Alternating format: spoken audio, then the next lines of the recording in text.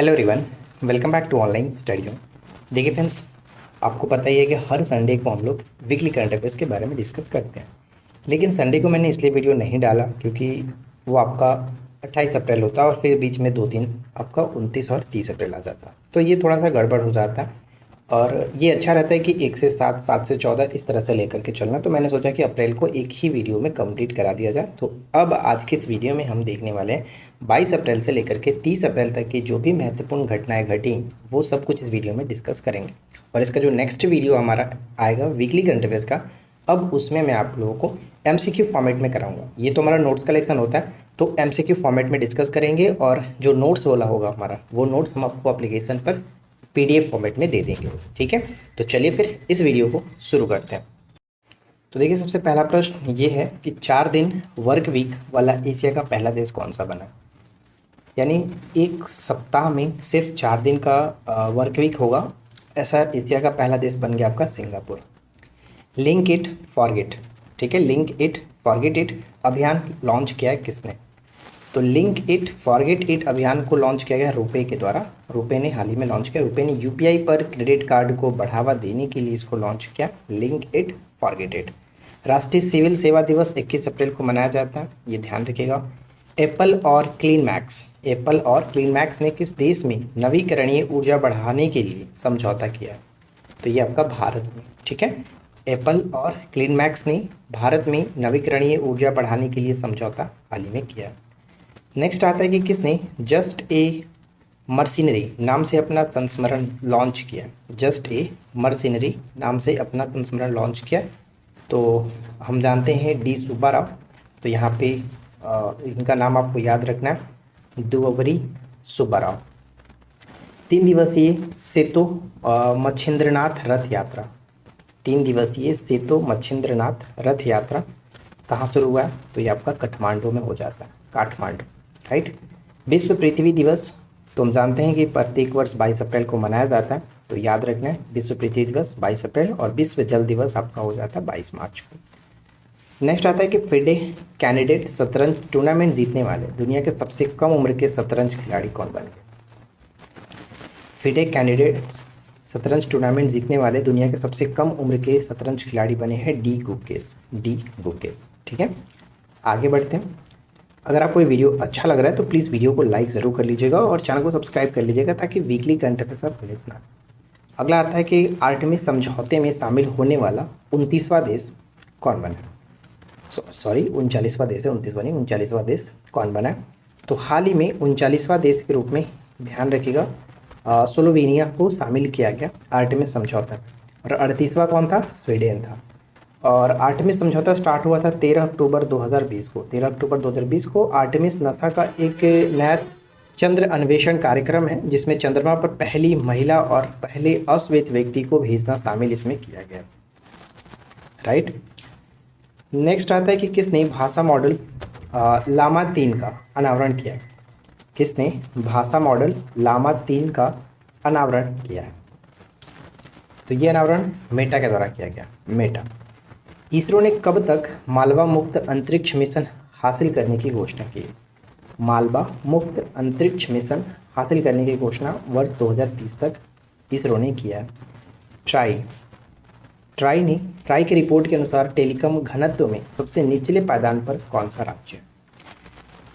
Try की report के अनुसार टेलीकॉम घनत्व में सबसे निचले पायदान पर आपका बिहार आ जाता है। बिहार का दूरसंचार घनत्व जो है वो 56.6% है, 56.6%।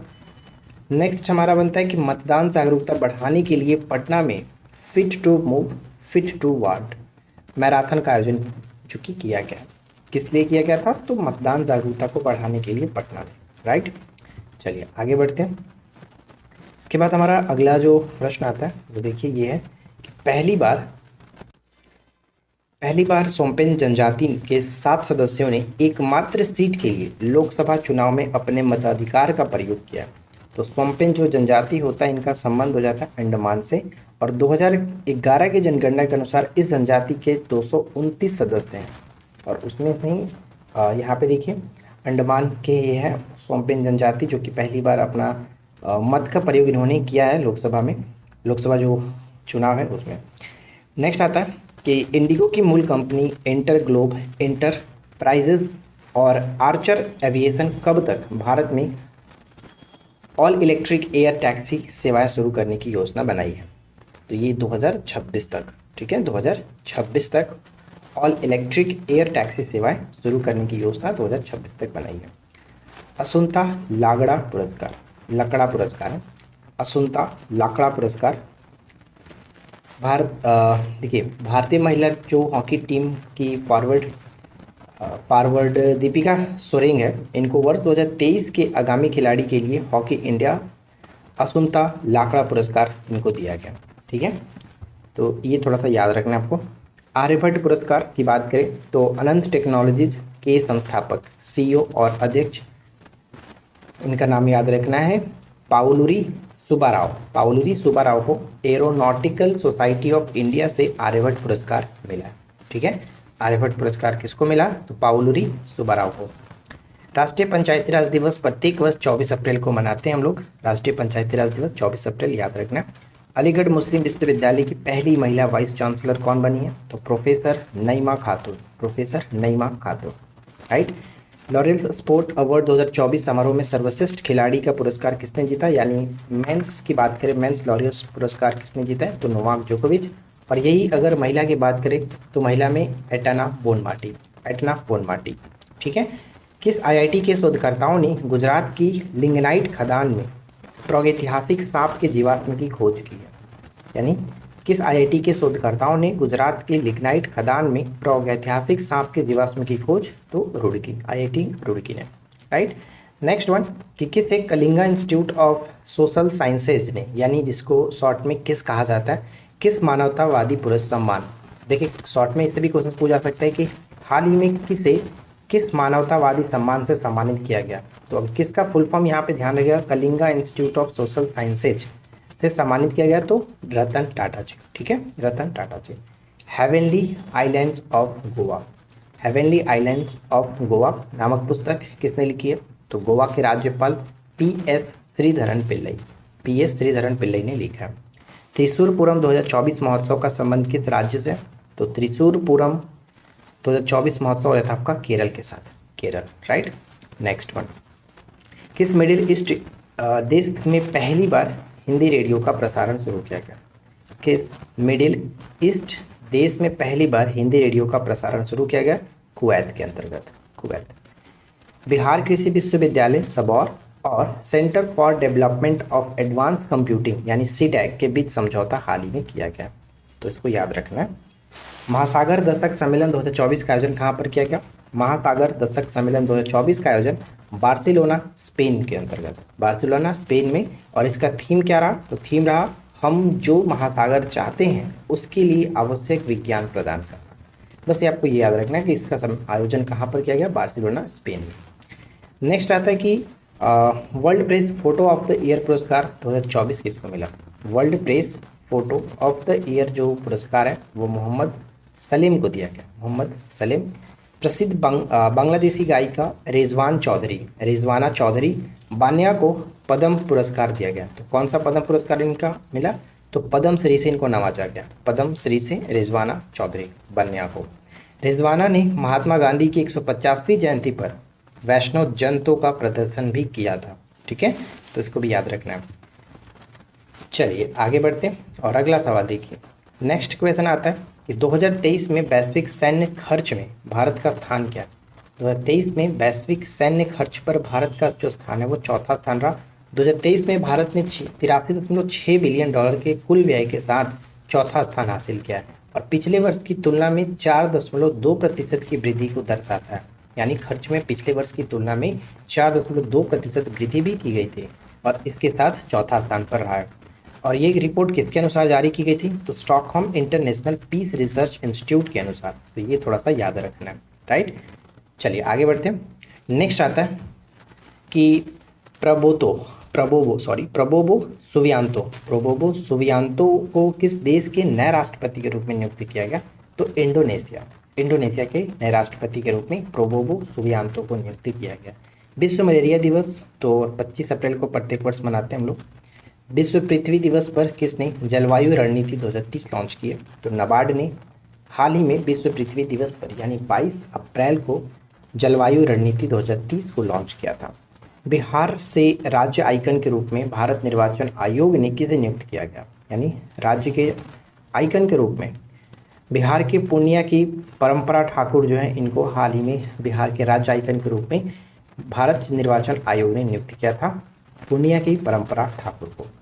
नेक्स्ट वन, ग्रीन चैनल 2 कार्यक्रम का संबंध किससे? ग्रीन चैनल 2 कार्यक्रम तो राज्य के निचले स्तर के स्वास्थ्य संस्थानों में पर्याप्त मात्रा में गुणवत्तापूर्ण दवाओं की उपलब्धता सुनिश्चित करने के लिए ग्रीन चैनल 2 कार्यक्रम को स्टार्ट किया गया, जिसकी शुरुआत मुजफ्फरपुर जिले के गायघाट और मुरौल तथा शेखपुरा जिले के शेखपुर, सारस और अरियारी प्रखंडों से शुरुआत इसकी की जाएगी। तो इसका संबंध बिहार से है, थोड़ा सा याद रखना है, आने वाले बीपीएससी एग्जाम्स के लिए इंपॉर्टेंट रहेगा ये ग्रीन चैनल 2 कार्यक्रम, राइट। नेक्स्ट आता है कि विश्व बौद्धिक संपदा दिवस मनाते हैं 26 अप्रैल को। विश्व बौद्धिक संपदा दिवस 26 अप्रैल को मनाया जाता है। लता दीनानाथ मंगेशकर पुरस्कार से हाल ही में किसको सम्मानित किया गया? तो जो बॉलीवुड एक्टर हैं रणदीप हुड्डा, इनको मिला है लता दीनानाथ मंगेशकर पुरस्कार, ठीक है। सुब्रमण्यम धारेश्वर का निधन हो गया, इनका संबंध किससे था? तो सुब्रहायण धारेश्वर जो है, इनका संबंध यक्षगान से था। कर्नाटक का ये एक नृत्य है, तो इसको याद रखना। और 67 वर्ष की आयु में इनकी निधन हो गई। सुधीर कक्कड़, जिनका हाल ही में निधन हो गया, सुधीर कक्कड़ 85 वर्ष की आयु में निधन हो गया। भारतीय मनोवैज्ञानिक और एक लेखक थे, तो थोड़ा सा इनको याद रखेंगे, सुधीर कक्कड़। कोड शेयर समझौता का संबंध, तो कोड शेयर समझौता हाल ही में एयर इंडिया ने जापान की ऑल निप्पन एयरवेज के साथ किया, ऑल निप्पॉन एयरवेज के साथ किया। विश्व ऊर्जा कांग्रेस 2024, विश्व ऊर्जा कांग्रेस 2024 का आयोजन नीदरलैंड में किया गया, नीदरलैंड में किया गया। भारत की पहली बहुदेशीय ताप और बिजली ग्रीन हाइड्रोजन पायलट प्रोजेक्ट की शुरुआत कहाँ की गई? तो भारत की पहली बहुदेशीय ग्रीन पायलट प्रोजेक्ट की शुरुआत हिमाचल प्रदेश में किया गया। हिमाचल प्रदेश के झाकड़ी में 1500 मेगावाट के नथवा झाकड़ी हाइड्रो पावर स्टेशन में, और ये सतलज नदी पर, तो थोड़ा सा ये भी याद रखना। G7 शिखर सम्मेलन 2024 का आयोजन, ये अब तक का सबसे महत्वपूर्ण प्रश्न रहने वाला है। G7 जो है, इसका आयोजन आपका इटली में किया गया। G7 2024 का आयोजन इटली में किया गया। सऊदी तेल कंपनी आरामको, ध्यान रखिएगा ये नाम, ठीक है। आरामको किस देश की ये कंपनी है? तो सऊदी की तेल कंपनी है। आगामी फीफा विश्व कप की स्पॉन्सर बनी, ठीक है, आरामको। अगला प्रश्न, कैम्ब्रिज शिक्षक पुरस्कार, कैम्ब्रिज शिक्षक पुरस्कार किसको मिला? तो केरल की जीना जस्टिस जो है, जीना जस्टिस को हाल ही में ये पुरस्कार मिला है, कैम्ब्रिज शिक्षक पुरस्कार। चर्चा में रहा है अलागर मंदिर किस राज्य में? अलागर मंदिर का संबंध तमिलनाडु से हो जाता है, तमिलनाडु, राइट। अंतर्राष्ट्रीय नृत्य दिवस 29 अप्रैल को मनाते हैं। इराक की संसद ने समलैंगिक संबंध को अपराध घोषित करने वाला विधेयक पारित कर दिया है, यानी इराक की संसद ने समलैंगिक संबंध को अपराध घोषित करने वाला विधेयक पारित किया। किस राज्य में पहली बार ब्रू प्रवासियों ने लोकसभा चुनाव में मतदान किया? तो ब्रू जो प्रवासी हैं, इनका संबंध त्रिपुरा से हो जाता है। नेक्स्ट आता है कि पंडित लच्छू महाराज पुरस्कार, पंडित लच्छू महाराज जो पुरस्कार है, किस मशहूर बॉलीवुड अभिनेत्री को दिया गया?